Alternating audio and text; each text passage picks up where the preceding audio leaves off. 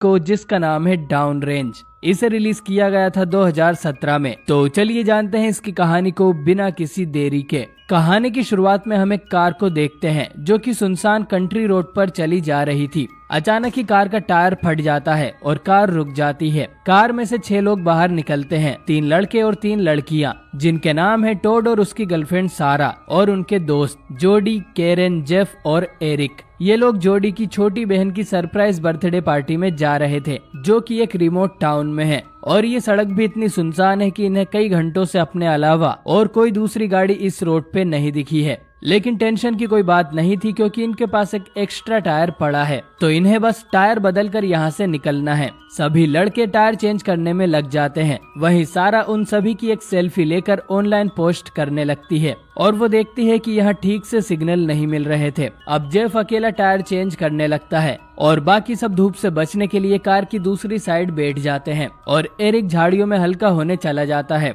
Jeff जैसे ही puncture tyre को निकालता है तो उसमें से एक बुलेट नीचे गिरती है, जिसका मतलब है कि उनका टायर अपने आप नहीं फटा था, बल्कि किसी ने टायर में गोली मारी थी। तभी बाकी लोगों को कुछ आवाज सुनाई देती है और टोड देखता है कि उनका टायर ढलान से लड़कता हुआ जा रहा था, तो वो उसे पकड़ने भागता है। और सारा जब इस साइड आती है तो उसके होश उड़ जाते हैं। वो देखती है कि जेफ के सर में बड़ा सा छेद हो गया था, किसी ने उसके हेड में गोली मारी थी। सारा इस पर कुछ रिएक्ट करती उसके पहले ही उसे भी एक गोली आकर लग जाती है। ये देखकर बाकी सब लोग भी हैरान हो जाते हैं। सारा टोड की तरफ हाथ बढ़ाती है, लेकिन तभी उसे एक और हेडशॉट आकर लगता है और उसकी भी मौत हो जाती है। अब केरन समझ जाती है कि कोई स्नाइपर दूर से गोलियां चला रहा है और वो अपने दोस्तों को कवर लेने को बोलती है। वो तीनों कार के पीछे छुप जाते हैं, लेकिन तब तक टोड के कंधे में भी गोली लग जाती है। अब एरिक कार तक नहीं आ सकता था, तो वो एक ट्री के पीछे ही छुप जाता है। वहीं ये स्नाइपर किलर इन पे बार बार शूट कर रहा था। अब इन लोगों को समझ आता है कि किलर ने ही इनके टायर को पंक्चर किया होगा और ये लोग इस सुनसान सड़क में बुरी तरह से फंस चुके हैं।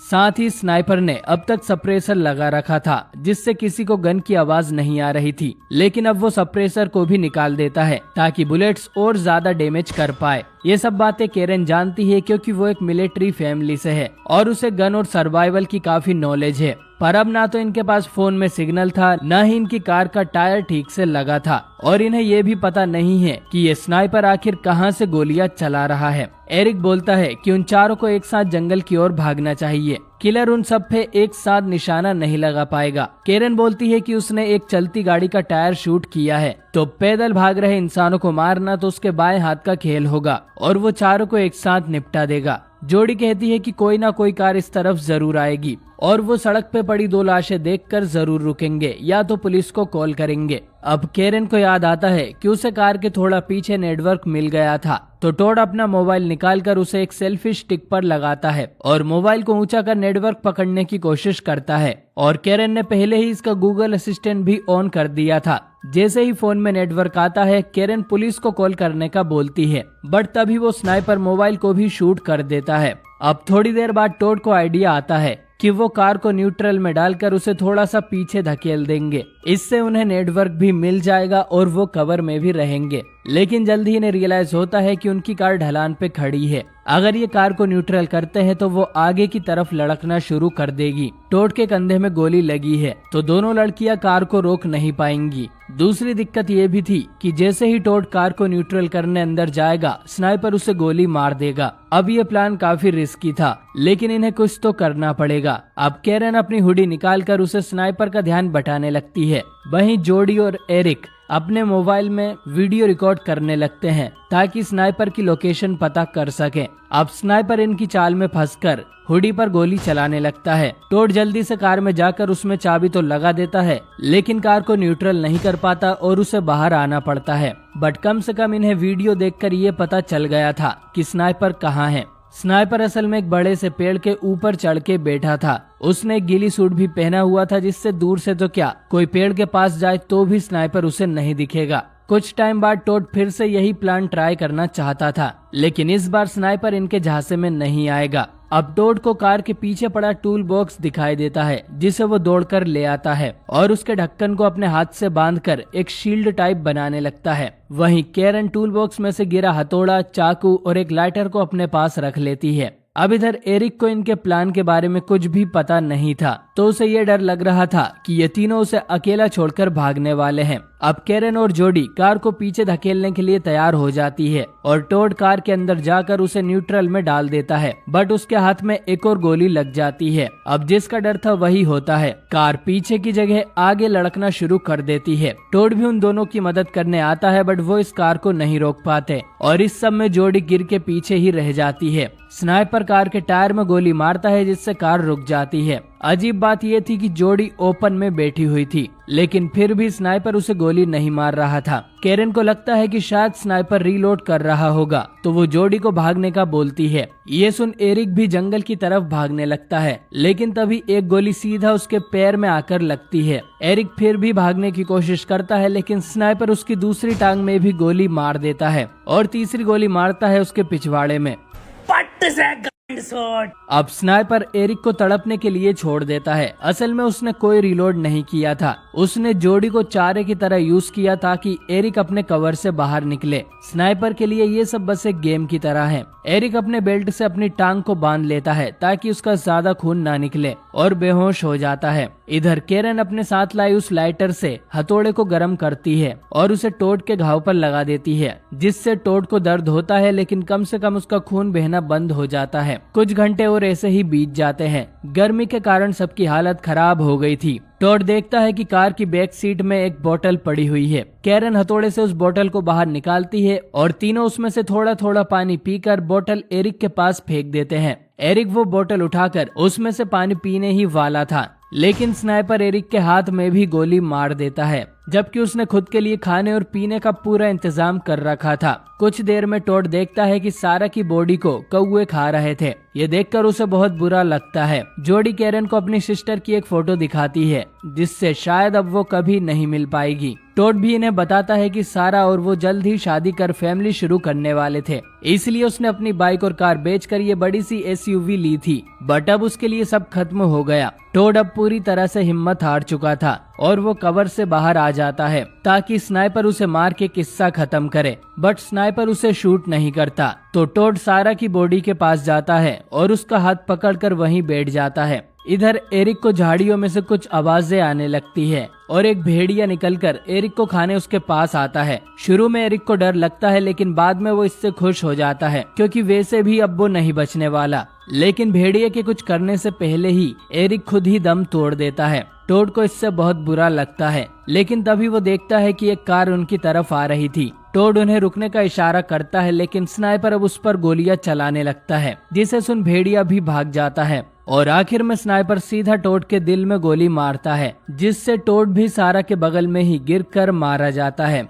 अब जो कार इस तरफ आ रही थी उसमें 3 लोग बैठे थे, हस्बैंड, वाइफ और उनकी बेटी। वाइफ को सड़क पर पड़ी लाशें दिखाई देती है और वो हस्बैंड को जगाती है, लेकिन तभी स्नाइपर उसके हाथ में गोली मार देता है। इस वजह से उनकी कार आउट ऑफ कंट्रोल हो जाती है और टोड वाली कार से टकराकर पलट जाती है, पर तीनों अब तक जिंदा बच गए थे। वाइफ कार से निकलकर अपनी बेटी को ढूंढने लगती है। कैरन और जोडी उसे छुपने को बोलती हैं, पर वो उनकी नहीं सुनती और स्नाइपर उसे 3 बार गोली मार के उसकी जान ले लेता है। इसके बाद उसका हस्बैंड भी बाहर निकलता है, लेकिन वो कैरन की बात मानकर कवर में ही छुपा रहता है। कैरन उसे 911 डायल कर पुलिस बुलाने को बोलती है, क्योंकि वहाँ पे सिग्नल आ रहा था और वो आदमी ऐसा ही करने लगता है। लेकिन तभी स्नाइपर उसकी कार के गैस टैंक पर गोलियां चलाने लगता है, जिससे कार ब्लास्ट हो जाती है, जिसमें वो आदमी जलकर मारा जाता है। थोड़ी देर में उसकी बेटी को होश आता है, लेकिन स्नाइपर उसे भी एक हेडशॉट देकर खत्म कर देता है।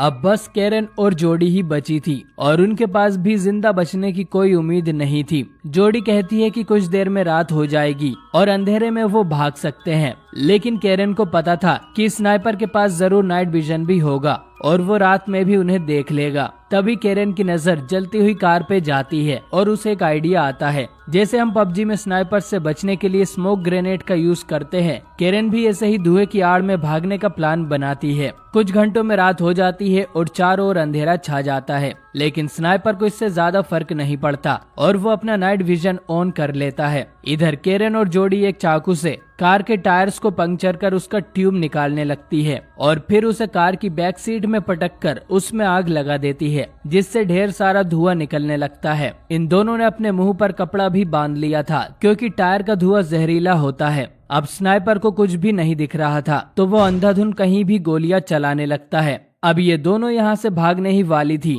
कि तभी इनकी नजर एक पुलिस ट्रक पे पड़ती है जिसमें कि 4 पुलिस वाले थे। यानी कि मरने से पहले हस्बैंड ने पुलिस को कॉल कर सब कुछ बता दिया था। इनमें 2 ऑफिसर शार्प शूटर भी थे, लेकिन अभी तक इन्हें किलर की लोकेशन नहीं पता थी। यहाँ के हालात देखकर शेरिफ और बैकअप मंगवा लेता है, लेकिन तभी एक गोली ड्राइवर सीट पर बैठे एक ऑफिसर को आके लगती है जो उसका जबड़ा चीरते हुए निकल जाती है। वो मर जाता है, लेकिन उसका पैर एक्सेलरेटर पर रखा हुआ था तो उनका ट्रक आगे बढ़ने लगता है, जिससे पीछे खड़े ऑफिसर में से एक नीचे गिर जाता है और उसे भी किलर हेडशॉट देके मार देता है। अब इन सब के बीच केरेन जोडी को भागने को बोलती है, लेकिन जोडी हिम्मत नहीं कर पा रही थी तो केरेन अकेले ही जंगल की तरफ भागने लगती है। लेकिन थोड़ा आगे जाने पर ही एक गोली सीधा उसके सर में आके लगती है और केरेन भी मारी जाती है। अब दोनों पुलिस वाले जोडी के पास आ गए थे तो वो भागकर उनके ट्रक के पीछे छुप जाती है। वो उन दोनों से कहती है कि उन्हें ट्रक में बैठकर यहाँ से निकल लेना चाहिए,